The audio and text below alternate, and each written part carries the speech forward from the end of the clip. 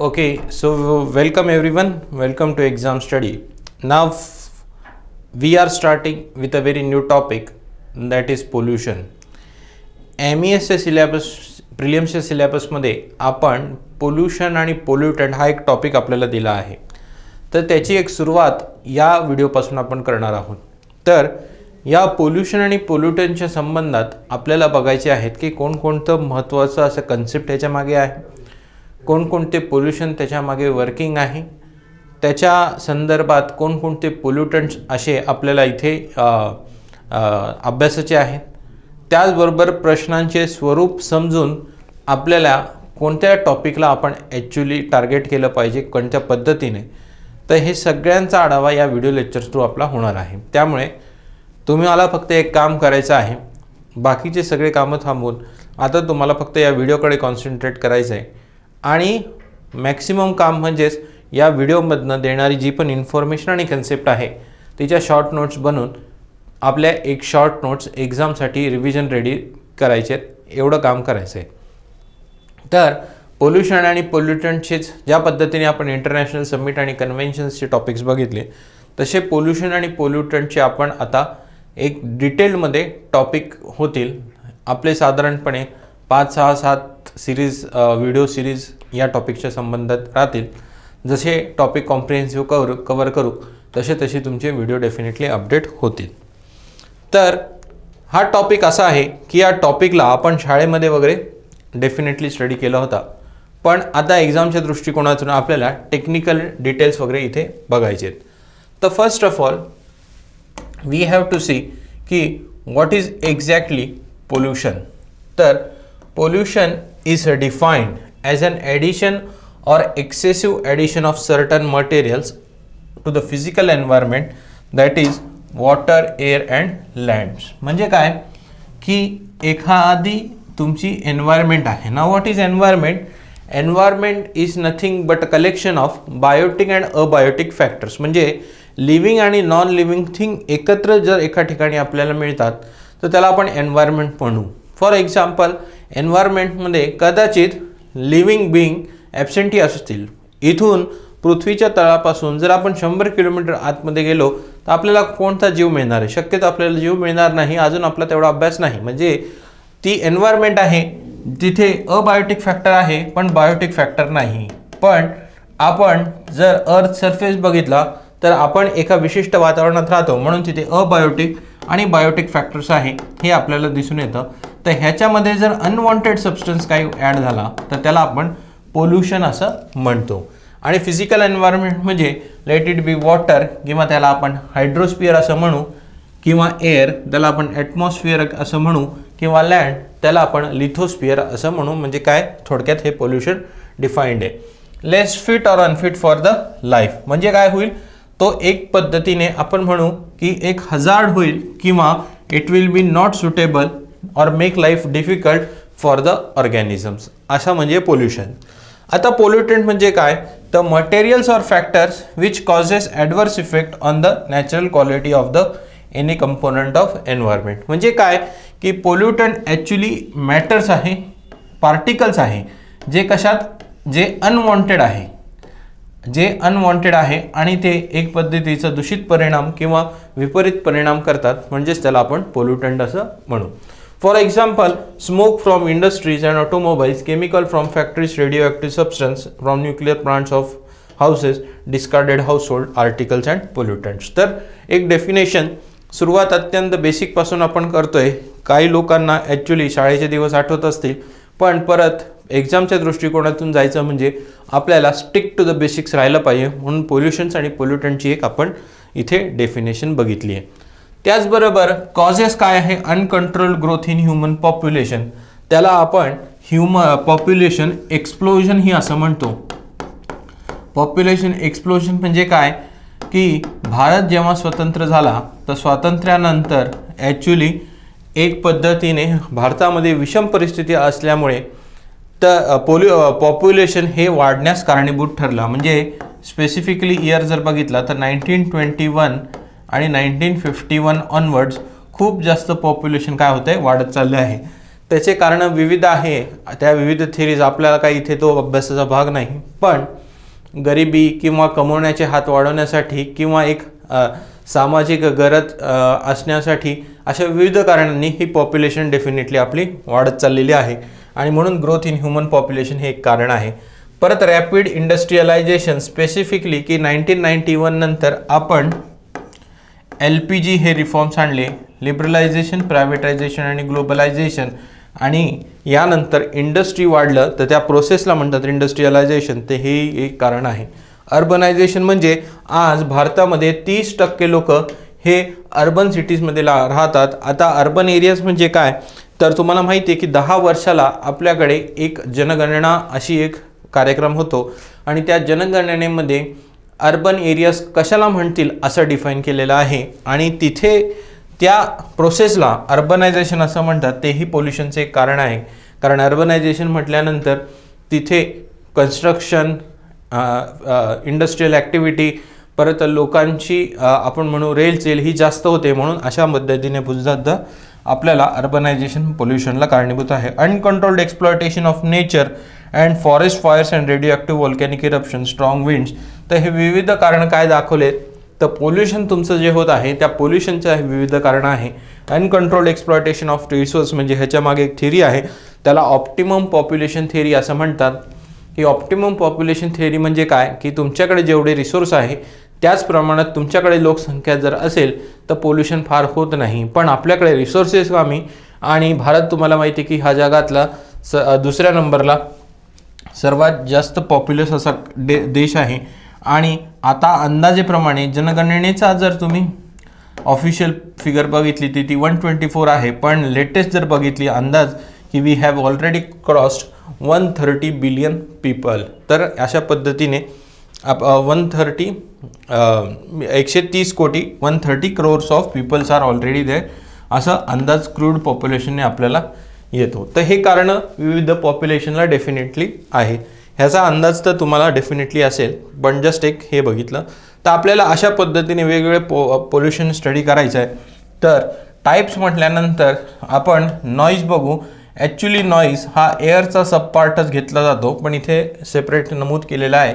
परत soil pollution बघू, त्याचबरोबर रेडिओ ॲक्टिव्ह पोल्युशन बघू आणि वॉटर पोल्युशन बघू. एक एक आपण डेफिनेटली डिटेलमध्ये स्टडी करू, कारण हा सेपरेट टॉपिक दिला आहे. याचबरोबर माझ्या माहितीप्रमाणे लेटेस्ट तुम्हाला मेडिकल किंवा मेडिकल वेस्टसुद्धा विचारू जाऊ शकतात, किंवा आपल्याकडे आज इलेक्ट्रॉनिक वस्तूंचा साठा खूप झालेला आहे आणि ई वेस्ट म्हणजे इलेक्ट्रॉनिक वेस्ट आपण निर्माण करतोय त्याचाही थोडासा आपल्याला एक अंदाज पाहिजे. म्हणून ह्याच्या व्यतिरिक्त हे दोन पोल्युशन जे लेटेस्ट आहे त्याच्यामध्ये सुद्धा आपल्याला अभ्यासायचे आहे. त्याचबरोबर या पोल्युशनबरोबर आपल्याला या पोल्युशनचे हँडलिंग कसं राहील, कायद्याने राहील किंवा तुमच्या रूल्सने राहील, हे सुद्धा आपल्याला बघायचं आहे. तर ह्या सगळ्या गोष्टी आपण डिटेलमध्ये एक एक पोल्युशनला घेऊन करणार आहोत. तर बेसिकपासून तर हँडलिंगपर्यंत डेफिनेटली आपल्याला ही संकल्पना यामध्ये माहीत पाहिजे. त्याचबरोबर हा टॉपिक मी म्हणेल की इतका सोपा आणि सरळ आहे, कारण की शाळेशी संबंध झाल्यामुळे हा टॉपिक सगळ्यांना पटकन समजतो. फक्त माहिती असली की MCQ आपला सुटेल असं मी यामध्ये डेफिनेटली एक अंदाज घेतो. त्यामुळे हा टॉपिक जर तुम्ही व्हिडिओ थ्रू कव्हर केला तर हा मोस्टली तुम्हाला खूप फ्रुटफुल राहील, कारण की पटकन हा एकाच सिटिंगमध्ये समजणारा असा टॉपिक आहे. कदाचित इंटरनॅशनल कन्व्हेन्शनमध्ये तुम्हाला व्हिडिओ एकदा दोनदा परत बघावा लागेल, पण इथे मात्र तुम्हाला फक्त एकदा बघितल्यानंतर सुद्धा तुमचं एक हा टॉपिक प्रिपरेशनला कामं होईल. तर what is air pollution is aggravated because of 4 developments, increasing traffic, growing cities, rapid economic development and industrialisation. म्हणजे एअर पोल्युशन म्हणजे काय, पोल्युशन आपण बघितलंच की it is adding of unwanted substance in the environment. त्यामुळे air pollution will be specifically related to atmosphere. जॉग्रफीमध्ये atmosphere काय आहे, ॲटमॉस्फिअरचं स्ट्रक्चर काय आहे, ॲटमॉस्फिअरचं कंपोजिशन काय आहे ते डेफिनेटली तुम्ही अभ्यासलेलं असेल. तर त्याच्याशी संदर्भात त्या स्ट्रक्चरला तर नाही, पण त्याचं कंपोजिशन जर चेंज झालं, कंपोजिशन म्हणजे त्यातनं असणाऱ्या गॅसेसची ॲक्च्युली वाढ जर आपण बदलली किंवा त्याचं प्रमाण जर बदललं तर त्याला आपण एअर पोल्युशन म्हणू. आणि ह्याचे प्रोसेसेस इथे आयडेंटिफाय करून दिलेत. The presence in the atmosphere for of one or more contaminants such quality and for such duration it is injurious or tends to be injurious to human health or welfare of animals and plant life. म्हणजे इथे life घेतल्यानंतर ही holistic life घेतलेली आहे. Animals, plants आणि human बिंगला injurious असं जर प्रमाण एखाद्या गोष्टीचं वाढलं त्यालाच आपण कंटॅमिनंट्स असं म्हणतो, म्हणजेच त्याला आपण अनवॉन्टेड सबस्टन्स असंही म्हणतो. तर हे जर ॲडिशनमुळे या होलिस्टिक अप्रोचला किंवा या होलिस्टिक अप्रोच ऑफ लाईफला ज्यामध्ये health of the human, animals and plants consider केलं आहे तर त्याला आपण थोडक्यात एअर पोल्युशन डिफाईन करू शकतो. It is contamination of air by discharge of harmful substances. हे आपण यामध्ये आपल्याला डेफिनेटली लक्षात येतं. तर air pollution can cause health problem, damage environment property and climate change. Definitely we know की ह्या पद्धतीने हा एक ह्याचे हार्मफुल इफेक्ट्स आहेत आणि या एअर पोल्युशनमुळे होणारे दुष्परिणाम किती घातक आहे हे सगळ्यांनाच माहीत आहे. आता यामध्ये एअर पोल्युटंट्स बघितले तर मेजरली आता या स्लाईडला पुढे जाण्याच्या आधी मी तुम्हाला एक इथे कन्सेप्ट अशी देण्याचा प्रयत्न करतो की शक्यतो सगळ्या सोर्समधनं खूप कॉमनली जे ऑब्झर्वड एअर पोल्युटंट्स आहेत ते कॉमनली ऑब्झर्वड एअर पोल्युटंट्स येतातच. एक्झाम्पल CO2 येणार, नायट्रोजन येणार, कार्बन मोनोऑक्साईड येणार, बेन्झिन येणार, सल्फर डायऑक्साईड येणार, नायट्रोजन डायऑक्साईड येणार. तर ह्याच्याशी संबंधित जे पण एअर पोल्युशन किंवा जे पण जिथनं पण सोर्स आपल्याला एअर पोल्युशनचा दिसतो तिथनं डेफिनेटली या एअर पोल्युशन किंवा या पोल्युटंट्सची जनरेशन होत असेल हे तुम्ही एक गृहीत धरून चालायचं. एकदम स्पेसिफिकली जाऊन एखाद्या सोर्सला स्टडी करणं हे कोणालाच शक्य नाही अदर देन सायंटिस्ट. त्यामुळे आपण एक जनरलिस्ट पर्स्पेक्टिव्हने लक्षात घ्यायचं की एअर पोल्युटंट्स हे जनरली सगळ्याकडनं किंवा कॉमनली एअर पोल्युटंट्स हे सगळीकडनं ॲक्च्युली जनरली रिलीज होत असतात. हे तुम्ही इथे थोडंसं ही कन्सेप्ट घ्या. तर let us see about carbon monoxide. आणि आपल्याला माहिती आहे की त्याचा केमिकल फॉर्म्युला हा CO असा येतो. तर it is colourless odourless gas that is produced by incomplete. तर की काय इथे incomplete burning of carbon based fuel including petrol, diesel and wood. म्हणजे इनकम्प्लीट म्हणजे काय, असणाऱ्या राईट टेम्परेचरला, असणाऱ्या राईट कंडिशनला जर एखाद्या फ्यूलने आपलं कंबशन केलं नाही तर त्याला आपण इनकम्प्लीट कंबशन असं म्हणतो. फॉर एक्झाम्पल आपण कधी कॅम्पला गेल्यानंतर आपण लाकूड जसा अर्धावटच झाला तर त्यातनं धूर असा निघतो तर that is some sort of incomplete combustion. आणि अशा पद्धतीने combustion is a chemical process where actually the content in the fuel are actually getting oxidised. असं ही एक कंबशन ही केमिकल प्रोसेस आहे आणि ती जर इनकम्प्लीट झाली तर असा कलरलेस अँड ऑर्डरलेस गॅस निघतो, त्याला आपण कार्बन मोनोऑक्साईड असं म्हणतो. Also produce from combustion of natural and synthetic product like cigarettes. म्हणजे काय, हे सुद्धा एक सोर्स आहे. It lowers the amount of oxygen that enters our blood because आपल्याला माहिती आहे की CO actually combines with haemoglobin and reduces oxygen carrying capacity of the blood. आणि त्यामुळे ऑक्सिजन कमी असल्यामुळे definitely CO will lead to to effects. That is it will be carcinogenic that is cancer causing और definitely will cause heart stroke. तर हे त्याचे इल effects झाले.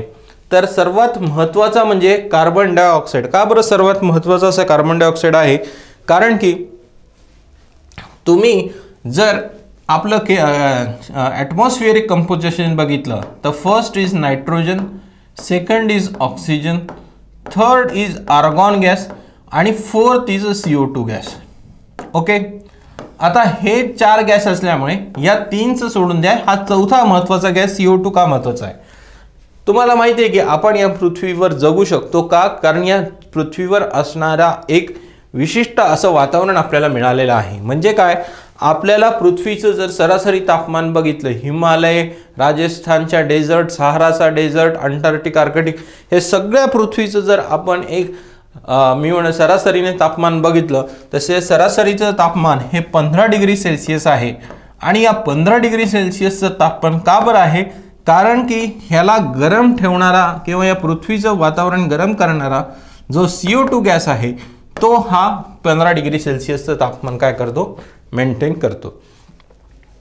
आता हा जर ॲब्सेंट असला तर आपल्याला ही वॉर्मथ मिळणार नाही आणि पृथ्वीचं तापमान हे -20 डिग्री सेल्सिअस होऊन जाईल आणि खूपशा लोकांना किंवा खूपशा होलिस्टिक लाईफला आपण प्लांट ॲनिमल ऑर्गॅनिझम जे म्हणतो त्यांना सस्टेन करणं या पृथ्वीवर थोडंसं अवघड होईल, इवन इन्क्लुडिंग अस. म्हणून CO2 हा राईट अमाऊंटमध्ये आपल्याला डेफिनेटली पाहिजे. पण पोल्युशन करून करून काय या CO2चं प्रमाण इतकं वाढवलं आहे की आता हे 15 डिग्रीवरनं आपण तापमान पुढे चाललं आहे आणि आपल्याला आता नॉर्मल गरमी राहिलेली नाही, तर आपल्याला अति गरम किंवा अति उष्ण असं वातावरणाची अनुभूती होते. तर ही त्या CO2चं प्रमाण वाढल्यामुळे आहे. म्हणून पोल्युशन स्टडी करताना CO2ला एक आयडियल किंवा एक बेंचमार्क म्हणून बघितलं जातं, कारण हा जवळजवळ 99% ऑफ द सोर्समधून CO2 एमिट होतच असतो, कारण की कार्बन असतोच आणि कार्बन ऑक्सिडाइज्ड होऊन CO2चं प्रमाण होतं. तर CO2 is a principal green house gas emitted as a result of human activities such as burning of coal, oil and natural gas. Sorry. तर इथे तुम्हाला दिसतंय की जरी आपण इथे नॉर्मली त्याला 1-2 वाक्य जरी दिले आहे, पण त्याचं एकदम महत्त्वाचं हे महत्त्व हे फार आहे आणि CO2 as an air pollutant is very important through our exam perspective. त्याचबरोबर क्लोरोफ्ल्युरोकार्बन CFC आपण बघितलंच होतं की क्लोरोफ्ल्युरोकार्बन ही जी पोल्युटंट्स आहेत ही काय करतात, ही येणाऱ्या स्ट्रॅटोस्फिअरमध्ये असणाऱ्या ओझोन वायूला काय करतात, नष्ट करत आहे. आणि त्याच्याशी संबंधित आपण व्हिएन्ना आणि मॉन्ट्रियल प्रोटोकॉल बघितला होता. तर CFC हे कशातनं होतात, तर that are release mainly from air condition आणि रेफ्रिजरेशन. पण CFCला आता अपवाद ऑलरेडी आहे, दॅट इज HCFC आणि HCFC are again another important air pollutant. But CFC are release from air conditioning system and refrigeration. त्याचबरोबर तुम्हाला लक्षात पाहिजे की when it is release in to air CFC rise to the stratosphere where they come in contact with few other gas which lead to reduction of ozone layer. आणि हे पाहिजे की आपल्याला प्रोटेक्ट करणारा हा ozone layer UV A, B आणि C. तर Cला पूर्णपणे थांबवतो, Bला काही प्रमाणात थांबवतो आणि Aला सुद्धा काही प्रमाणात थांबवतो. तर असे UV हार्मफुल रेज जे कार्सिनोजेनिक आहे, कॅन्सर कॉझिंग आहे, तर हे ओझोन लेअर आपल्याला महत्त्वाचं असं संरक्षण करतो. पण CFC मात्र त्याला कंबाईन करून ओझोन आर ॲक्च्युली O3 आणि O3 अनस्टेबल असल्यामुळे त्यामधला CFC हा Cl- आहे. तर या ऑक्सिजनला या Clचं एक ॲफिनिटी आहे किंवा they want to get combined with Cl so that a bond is formed which is quite stable. तर अशा पद्धतीने हे CFC आपल्या ओझोन लेअरला एक हार्मफुल असं एअर पोल्युटंट्स आपल्याला इथे दिसतात. तर CFC is another important harmful air pollutant. त्याचबरोबर कॉमन एअर पोल्युटंट्सचं एक थोडंसं लिस्टिंग आपण बघू शकतो इथे. तर इथे particular matter, ground level ozone. Ozone बघा, ओझोनचं एक वैशिष्ट्य बघा, ozone if present in stratosphere which is 30 kilometers above is essential, but this ozone हे जर तुमच्या पृथ्वीवर आलं then it becomes a pollutant. So ओझोनची फक्त जी आपण म्हणू की ओझोनची जी लोकेशन आहे ती त्याला पोल्युटंट करेल किंवा ओझोनची location upper in the atmosphere ती त्याला एक प्रोटेक्टिव्ह लेअर अशी करेल. तर ओझोन सुद्धा एक कॉमन पोल्युटंट आहे, इथे विसरू नका.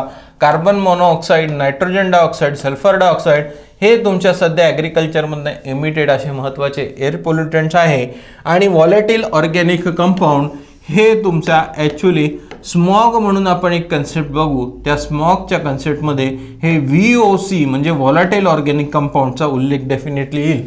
तर असे काही महत्त्वाचे आपल्याला इथे हे एअर पोल्युटंट्स इथे लिस्ट डाऊन केलेले आहेत. त्याचबरोबर if we see lead is another important air pollutant. Recent only Argentina was the last country which phased out leaded petrol. म्हणजे ज्या पेट्रोलमध्ये लीड टाकले जातं as an anti knocking agent, त्याने आवाज कमी होतो, स्मूथली बर्न होता. तर अशा पद्धतीने ते लीड फेज आउट करणारं अर्जेंटिना हे शेवटचं देश ठरलेलं आहे. म्हणजे आता पूर्ण जगाने लीडेड पेट्रोल काढून टाकलेत, अनलीडेड पेट्रोल आता त्यामध्ये ठेवलेत. का बरं? त्याच्या ऐवजी दुसरा चांगला एक अँटी नॉकिंग एजंट त्यांनी टाकलेला आहे. तर हे जे लीड आहे it is also one of the major pollutant. If you see the sources it is petrol, diesel, lead batteries, paints, hair dye, products and lead affects children in particular. कशाला affect करतो तर तो it attacks mostly the nervous system and the digestive problem in some cases even causes cancer. तर इतका जर दुष्परिणाम या लीडचा होत असेल, लीडचं तुम्ही सिम्बॉल बघा तर त्याला पीबी असं म्हणतात. तर इतका दुष्परिणाम असणारं हे लीड तुमच्या one of the harmful air pollutant आहे. It is causing nervous damage, nervous system damage करतात, डायजेस्टिव्ह प्रॉब्लेम्स करतात, कॅन्सर करतात. तुम्हाला माहिती आहे की आज शहरातला माणूस हा मायूस आहे, करेक्ट. आयदर त्याची इन्कम नसते किंवा इतर काही प्रॉब्लेम्स असतील, पण ही मायूसी किंवा हे जे डिप्रेशन आहे it is also because of the air pollutants. म्हणजे हे सायकोलॉजिकल इफेक्ट्स नसून हे कधी कधी फिजिकल इफेक्ट सुद्धा असतात. Because of the travel and the commutation that the city man does, it is affected by harmful air pollutants that exacerbate his problems. म्हणजे त्याचे प्रॉब्लेम्स वाढवतात. तर या फिजिकल लेवलला मी बोलतोय, नॉट ऑन सायकोलॉजिकल, की nervous system, digestive problem and even causing cancer. म्हणून आपण म्हणतो की एक्सरसाइज करा, कारण की हे जे प्रॉब्लेम्स फिजिकल लेवलला आहे हे प्रॉब्लेम्स फिजिकल लेवललाच तुम्ही हँडल करू शकतात. आणि lead is one of the air pollutant that you must be aware. आपल्याला लक्षात काय करायचं आहे, हे एक इव्हेंट लक्षात ठेवा. Petrol, diesel, lead batteries, paint, share dye products हे तुमच्या लीडचे सोर्सेस आहेत मुख्यतः. हेही तुम्ही इथे नोट डाऊन करत चालायचे. त्याचबरोबर ओझोन आपण बघितला, ozone on the earth surface is not good, but ozone 30 kilometers above the earth surface is essential so that UV rays are actually obstructed. It occurs naturally in upper layers of atmosphere.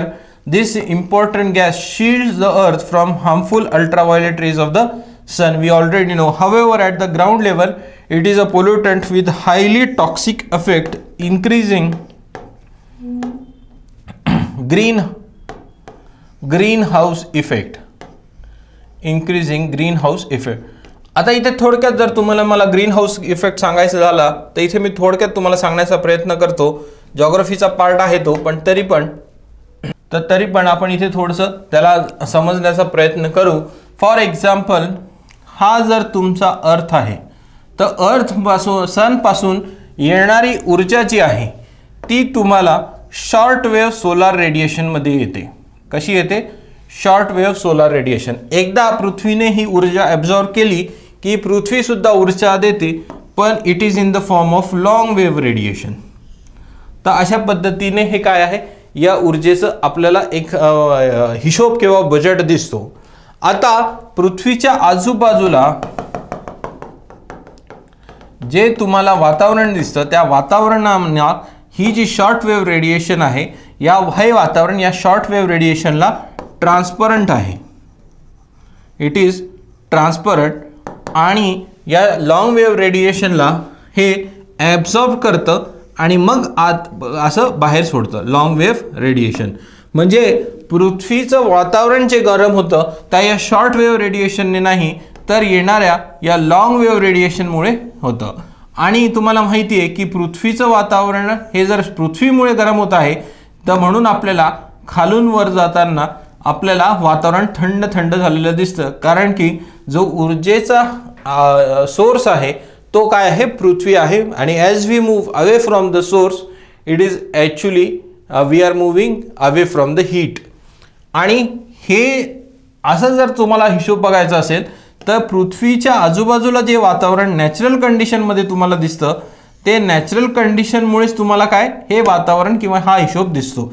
जर इथे तुम्ही CO2चं प्रमाण जास्त करून दिलं तर ती जास्त हीट ट्रॅप होईल आणि जास्त वातावरण गरम होईल. तर अशा पद्धतीने हा ग्रीन हाऊस गॅस इफेक्ट इथे चालतो. तर आपल्याला लक्षात यायला पाहिजे की ओझोन जो आहे हा ग्रीन हाऊस इफेक्टला असा वाढवण्याचा प्रयत्न करतो. आणि vehicles industries are the major source of ground level ozone. म्हणजे this is an common pollutant which is release from vehicles and industries. But ozone म्हटल्यानंतर दचकायचं नाही. पृथ्वीच्या वर जर असेल किंवा सरफेसवर असेल then it is a pollutant. आणि पृथ्वीच्या वर 30 किलोमीटर स्ट्रॅटोस्फिअरमध्ये असेल then it is very essential. असं ओझोन गॅसबद्दल तुम्ही समजू शकतात. It is again an another kind of pollutant that you need to understand.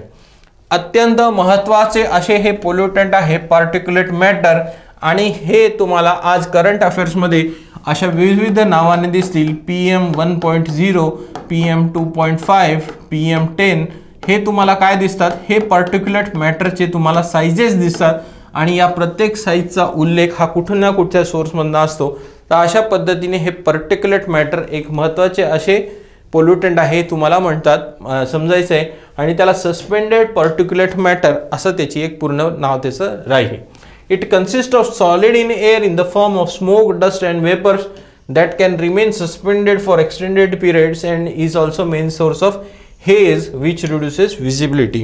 आता हेज म्हणजे काय, तर हेज ला जास्त तुम्ही टेक्निकल समजू नका, पण ह्याला तुम्ही धुकं असं समजू शकतात किंवा फॉग असं समजू शकतात. फॉग आणि हेज मध्ये फरक वेगळा असतो technically, but it is just like foggy conditions जिथे आपल्याला जी आपली दृष्टी आहे किंवा विजिबिलिटी आहे ट्रॅफिकची ती कमी होते, आणि it is formed due to particulate matters. Finer these particles when breathed, it can lodge into our lungs and causes lung damage and respiratory problems. म्हणजे सूक्ष्म असल्यामुळे हे तुमच्या लंग्सला अफेक्ट करतात, आणि हे particulate matter sometimes are also termed as occupational disease. काय म्हटले गेले आहे ना, ऑक्युपेशनल डिझीज म्हणजे काय की एखादा विशिष्ट व्यवसाय असेल तर त्या व्यवसायाच्या संदर्भात या पार्टिक्युलेट मॅटरचा आजार पण येतं. फॉर एक्झाम्पल, जिथे एस्बेस्टॉसचा वापर केला जातो तिथे एस्बिओटॉसिस अशा नावाचा आजार होतो. जिथे सिलिकाचा जास्त वापर होतो तिथे सिलिकियोसिस असा त्याचा एक आजार होतो. म्हणून ह्या पार्टिक्युलेट मॅटर लंग्सला अफेक्ट केल्यामुळे हे it is seen these are also a kind of occupational disease. पण इथे तुम्हाला सस्पेंडेड पार्टिक्युलेट मॅटर म्हणजे काय, these are form of smoke and dust and vapor that remain suspended for extended period. हे थोडंसं इथे तुम्हाला नोट डाऊन करायचं आहे. And it comes in various parts. जितका सूक्ष्म तितका तो जास्त फिल्टर आउट करणं अवघड असतं.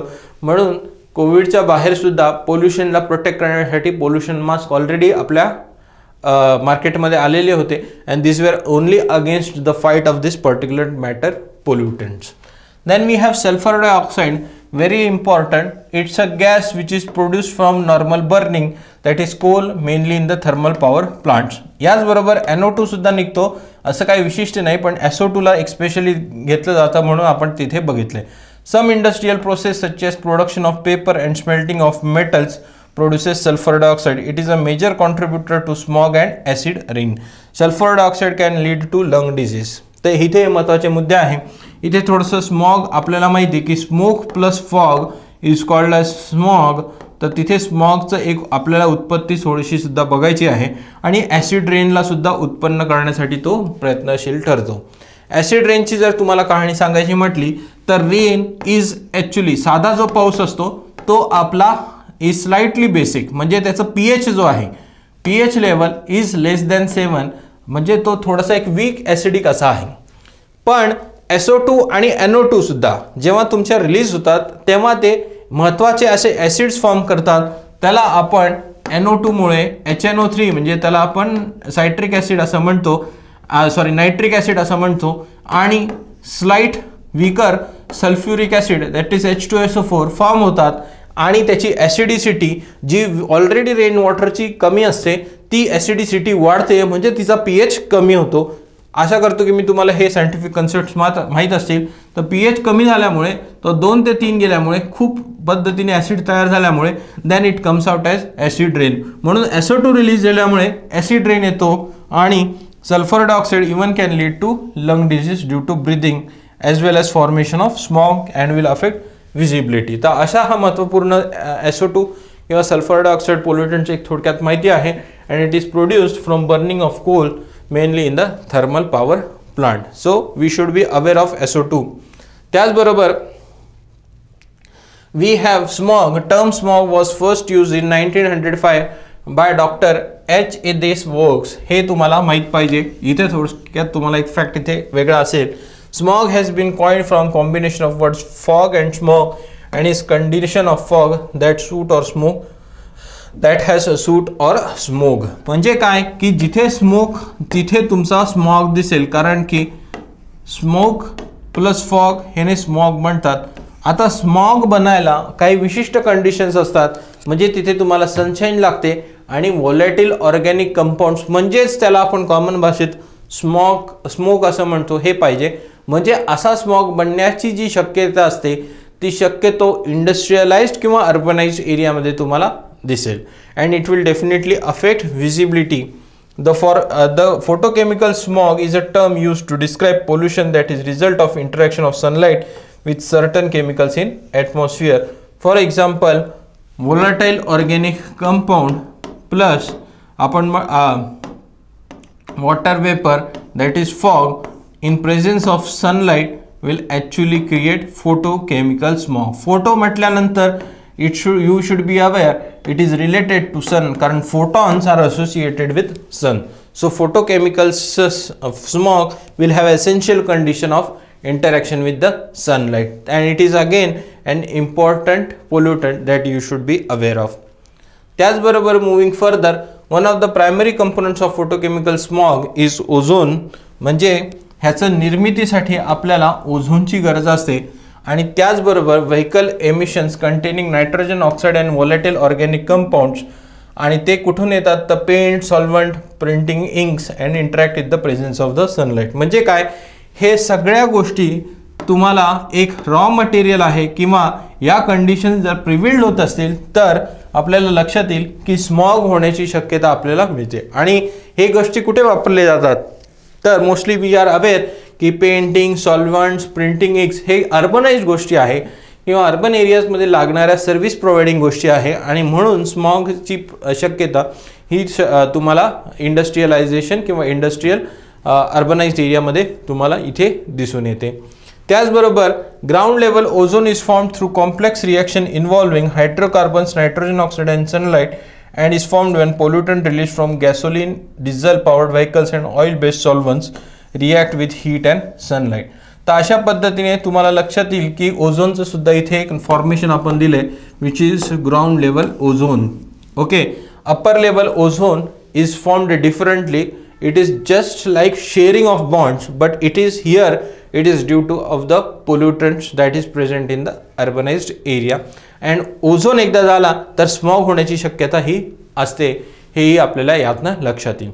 तर मित्रांनो, इथे मी तुम्हाला एक सांगायचा प्रयत्न करतो की कदाचित इथे तुम्हाला असा MCQ येऊ शकतो की स्मॉग बनण्यासाठी कोणकोणत्या कंडिशन्स आहेत. तर सनलाइट, ओझोन, फोटोकेमिकल ओझोन, त्याचबरोबर तुम्हाला व्होलाटाइल ऑर्गॅनिक कंपाऊंड्स. तर त्यातनं तुम्हाला लक्षात आलं पाहिजे की हे स्पेसिफिक आपण कन्सेप्ट यातनं घेतली आणि यातनं आपल्याला स्मॉग बनण्याची शक्यता आहे हे इथून दिसून येतं. तर मित्रांनो, इथे तुम्हाला लक्षात येईल की ozone in the stratosphere protects earth from harmful UV radiation. Ozone on the ground is hazardous to human health, हे आपण बघितलंय. आणि आपल्याला इथे थोडक्यात लक्षात घ्यायचंय की हाऊ स्मॉग इज फॉर्म्ड. तर स्मॉग आपण बघितलं की ट्रॅप्ड स्मॉग. तर मित्रांनो, आपण ऑलरेडी बघितलं होतं की ozone in stratosphere protects earth from harmful UV radiation but when present on the land is actually harmful. तर इथे तुम्हाला ही लँड आणि हा अर्बन एरियाज दिसतोय आणि इथे तुम्हाला काय दिसतंय तर इथे तुम्हाला हा एक ट्रॅप्ड स्मॉग असा दिसलेला आहे. कारण की काय होतंय की एक पद्धतीचं ओझोनने एक लीड तयार केलेली आहे आणि वरनं येणारी जी ऊर्जा आहे, सनलाईट आहे, त्याच्या साह्याने तुमचा स्मॉग ही होत आहे. इट विल बी स्मॉग और it will B photochemical smog. आणि ऑलरेडी जे तुमचं रॉ मटेरियल आहे व्होलाटाइल ऑर्गॅनिक कंपाऊंड्स अँड व्हेकल्स आणि फॅक्टरीज, तर हे कुठे तुमच्या खालून अर्बनाइज्ड एरियामधनं रिलीज होत आहे हे तुम्हाला दिसून येत आहे. And now we have here formation which is not a good condition affecting visibility of the city areas आपल्याला इथे लक्षात येईल. तर विद्यार्थी मित्रांनो, आपण इथे एअर पोल्युशनचे कन्सेप्ट्स आणि एअर पोल्युशनच्या आपण इथे काय बघत आहोत तर त्याचे टाइप्स आणि मेजर पोल्युटंट्स बघणार आहोत. त्यांचे सोर्स आणि त्यांच्याशी संबंधित कन्सेप्ट आपले चाललेले आहेत. तर आपण एअर पोल्युशन आणि पोल्युशन या टॉपिकला सुरुवात केली आहे. तर स्टार्टिंग विथ एन्व्हायरमेंटल पोल्युशन, ज्यातला आपण पहिला टॉपिक एअर पोल्युशन घेतला आहे आणि त्या एअर पोल्युशनच्या संदर्भात आपण इथे काही विशिष्ट गोष्टी बघितल्या. त्याचबरोबर आपण ह्याच टॉपिक पुढे कंटिन्यू करू आणि ह्याचे कन्सेप्ट डिस्कस केल्यानंतर आपल्याला इंडोर पोल्युशन वगैरे बघायचे आणि या पोल्युशनला काय उत्तर हे सरकारने दिलंय, तर त्या कायद्याच्या संदर्भात आपल्याला काही तरतुदी बघायच्यात. म्हणजे आपल्याला पोल्युशन आणि पोल्युटंट हा एक महत्त्वाचा असा टॉपिक इथे आपल्याला डेफिनेटली कव्हर होईल. तर एवढं बोलून किंवा एवढ्या टॉपिकला आज एवढं कव्हरेज देऊन हा व्हिडिओ इथे मी थांबवतो. We will see further topics in the next video. So thank you.